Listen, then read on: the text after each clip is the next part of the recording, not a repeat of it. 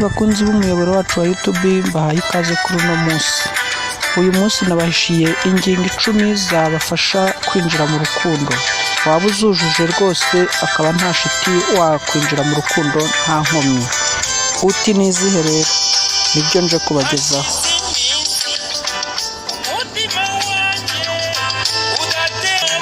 Turarebera hamwe ingingo 10 zagufasha kwinjira mu rukundo. Waba uzujuje rwose ukinjiramo nta shiti. Ingingo ya mbere: niba ubona utazashobora gukunda mugenzi wawe nk'uko bikwiye, ukuvuga ngo ukamwitaho nk'uko ugomba kumwitaho, icyo gihe rwose wabireka kuko ntabwo urageza igihe cyo kwinjira mu rukundo.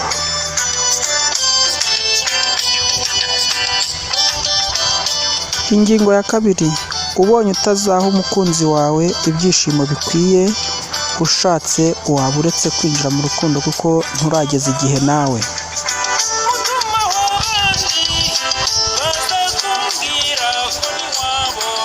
Ingingo ya gatatu: ubonye gutetesha uwo wakunze utazabibonera igihe, ushatse waba uretse nawe kuko igihe cyawe ntikiragera.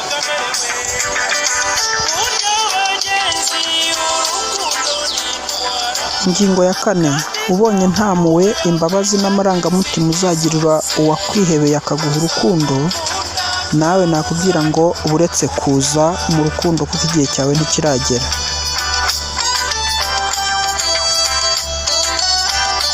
Ingingo ya gatanu: ubonye ugikeneye kumva uburyohe bw'abandi bakunzi, ukumva hari ibyo utarakora bishimisha umutima wawe w'ubusiribateri, ngo wivane muri ako kaga, ntiwirirwe urushya umwana w'abandi cyangwa umukunzi wawe umubeshya ngo uramukunda kuko igihe cyawe ntikiragera, ushatse waba ubiretse.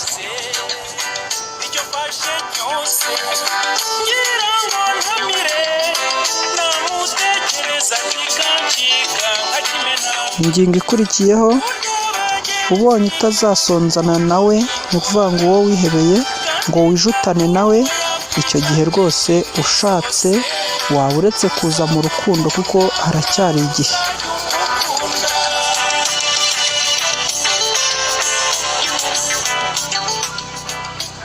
Ingingo ikurikiyeho: ubonye utarageza igihe cyo kwishimira kubyara no kurera, kwirengera ingaruka zizanwa no gushinga umuryango, icyo gihe nabwo waba uretse kuko igihe cyawe ntikiragera.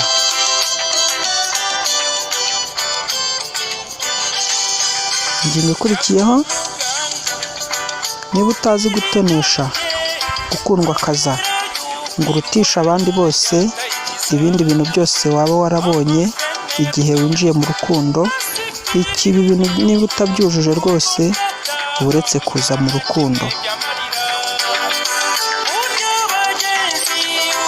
Ingingo ibanziriza ya nyuma: niba uzabona abandi beza bakeye kuruta uwawe, batunze kuruta uwawe, banafite inkomoko iruta uwawe, niba utabasha kubyirengagiza ngo ubuzima bwawe bwose ubuharire uwagukunze, nawe bivemo, ntabwo byakunda ngo winjire mu rukundo kuko kwinjira mu rukundo bisaba kuba wigomwe ibyo byose tuvuze.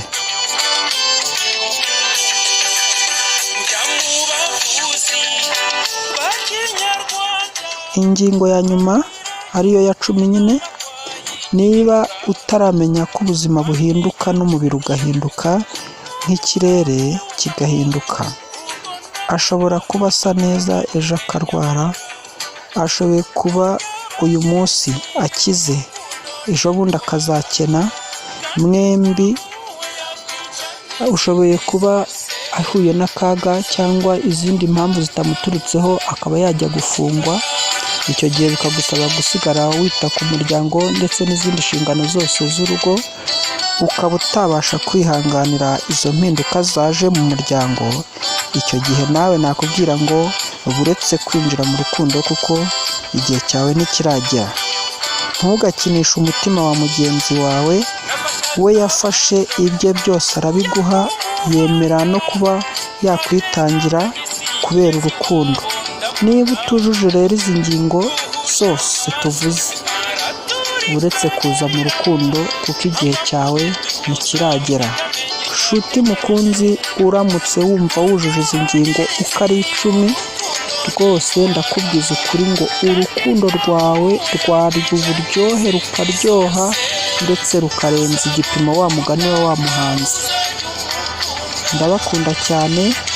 Mu gihe wishimiye ibiganiro byacu, kora like, ukore share ku nshuti zawe, utange komenti ahatangirwa ibitekerezo, ariko unabishatse wakora subscribe kugira ngo n'ibindi bintu tuzajya dukora bifitiye abantu benshi akamaro bijye bikugeraho nta nkomyi.